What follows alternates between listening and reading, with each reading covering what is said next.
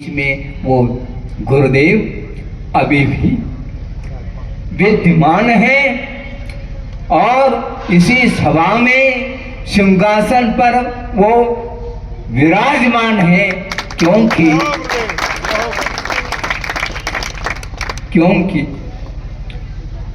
वे आचार्य रहे, वे गुरु हैं, वो हमारे लिए। और एक पंक्ति अंत में कहकर के पूर्ण कर रहा हूं कि तव पादौ मम हृदयं तव पदद्वये लीनं तिष्ठतु जिनेन्द्र तावत् यावन् निर्वाण संप्राप्ति तिष्ठतु मुनीन्द्र तावत् यावन् निर्वाण संप्राप्ति। ये इन पंक्तियों में आचार्यों ने ये भाव व्यक्त किए हैं कि भगवान तव पादो मम हृदये, हे भगवान आपके चरण कमल, दोनों चरण कमल मेरे हृदय में विराजमान हो और मेरा हृदय आपके चरणों में निरंतर क्या विद्यमान रहे। मेरा हृदय कब तक? एकांत क्षण के लिए नहीं, तिष्ठत तावत यावन निर्वाण संप्राप्ति, जब तक प्रभु भगवान आपने।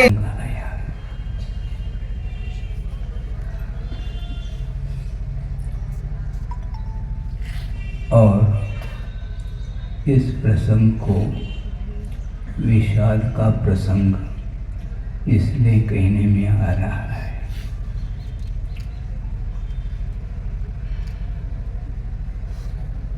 एक दिव्य दृष्टि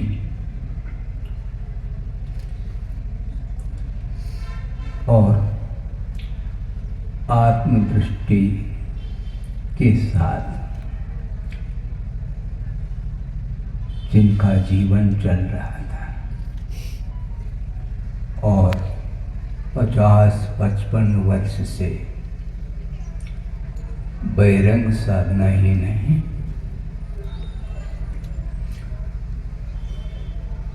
अंतरंग साधना के साथ,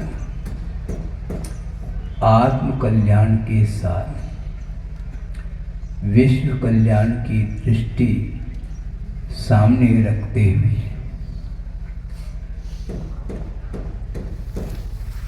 विश्व को जो प्रकाश दिया है,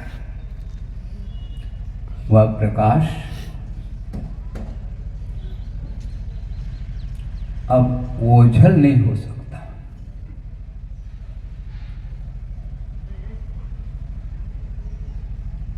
सूर्य प्रकाश के माध्यम से दिन में सारे पदार्थ प्रकाशित होते हैं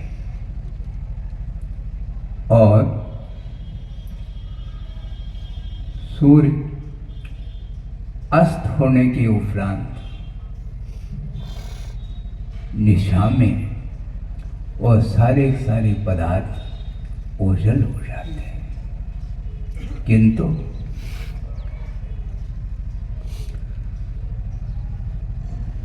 आचार्य महाराज ने आगम के अनुरूप जो आचार्य ज्ञान सागर महाराज जी ने उनके लिए जो दिशा आगम पद्धति से दी थी, उसको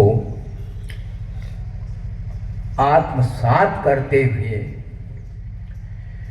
विश्व के सामने रखने का पूरा का पूरा पुरुषार्थ उन्होंने किया है और पूरी शक्ति लगा करके उस आचार्य परंपरा को कायम रखने का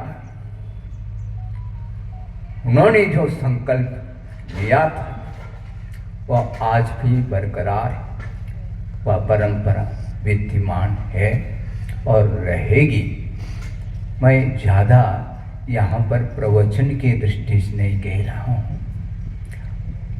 प्रसाद सागर महाराज जी ने जो मंगलाचरण किया, उस मंगलाचरण को लेकर के मुझे वह स्मृति आ रही है, क्योंकि वही मंगलाचरण मैंने आचार्य महाराज जब द्रोणगिरी में 8 मार्च 1980 जब जैनेश्वरी दीक्षा देने के लिए तत्पर थे, उस समय हमने उनके चरणों में